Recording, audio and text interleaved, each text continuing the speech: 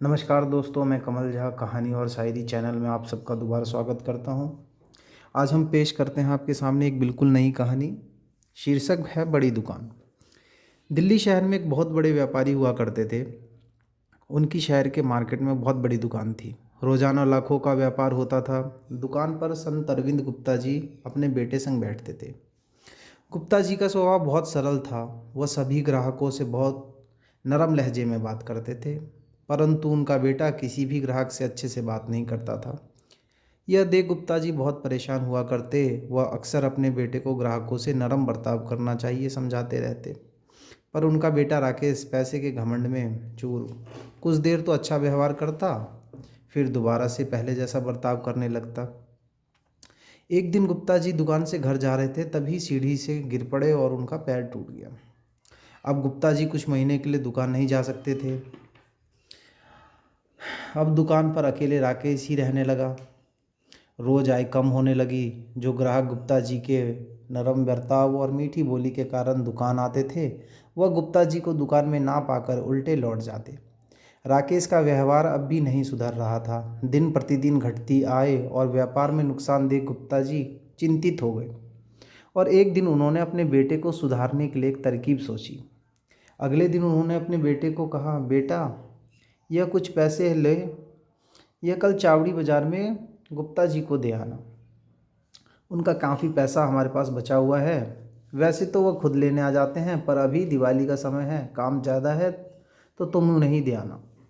राकेश ने पूछा, उनका पता क्या है? उन्होंने कहा, चावड़ी बाज़ार में सबसे बड़ी दुकान उन्हीं की है। किसी से भी पूछ लेना कि गुप्ता जी की जो बहुत बड़ी दुकान है वो कहाँ पर है। अगले दिन राकेश सुबह सुबह मार्केट पहुँचा। मार्केट में हजारों बड़ी दुकानें थी। काफ़ी देर ढूंढा, पर उनको कोई गुप्ता जी की बड़ी दुकान नहीं दिखाई दी। दोपहर हो चला।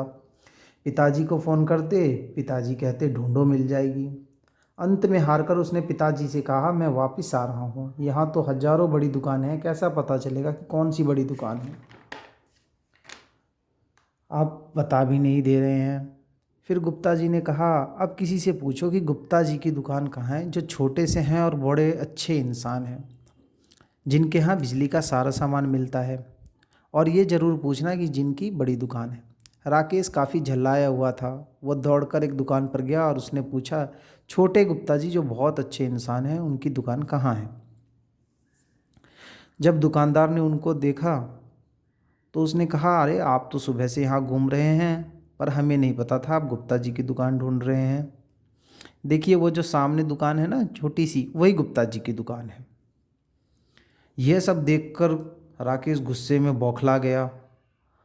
वो उस बाज़ार की सबसे छोटी दुकान थी। वह उनके पास पहुंचा और कहा, मैं अरविंद गुप्ता जी का बेटा हूँ, यह लीजिए पैसे।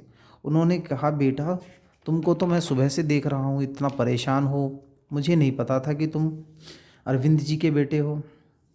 खैर आओ बैठो। छोटी सी दुकान में राकेश को बैठा कर नाश्ता कराया, हालचाल पूछा और बहुत अच्छे ढंग से बात की। इतना सेवा भाव और उनके ग्राहकों से बात करने का लहजा देख राकेश हैरान हो गया। उसने सोचा, इनके पास मेरे से न जाने कितना गुना ज़्यादा पैसा है। इतने बड़े बाज़ार में दुकान है, फिर भी इतने विनम्र हैं।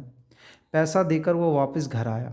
घर आकर गुप्ता जी ने राकेश को बुलाया और कहा, बेटा, पता लगा तुम्हें दुकान का आकार बड़ा या छोटा मायने नहीं रखता। दुकानदार का व्यवहार कैसा है यह मायने रखता है।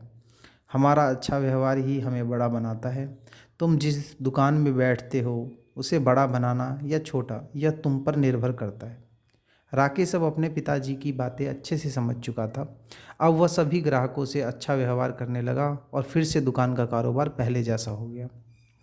इसीलिए हमें कभी भी घमंड नहीं करना चाहिए। हमारे पास जो है पर्याप्त है। प्रभु का धन्यवाद करना चाहिए और उसे स्वीकार करना चाहिए। तो गाइज़, आज की वीडियो यहीं ख़त्म होती है। कहानी कैसी लगी ज़रूर कमेंट कीजिए, बताइएगा। अगला हम एक बिल्कुल थ्रिलर कहानी लेके आएंगे आपके लिए, बहुत ज़्यादा ही हो सकता है वो 2-3 पार्ट में हो। वेट कीजिए, जल्द ही वो वीडियो हम आपके पास लेके आएंगे। शुक्रिया।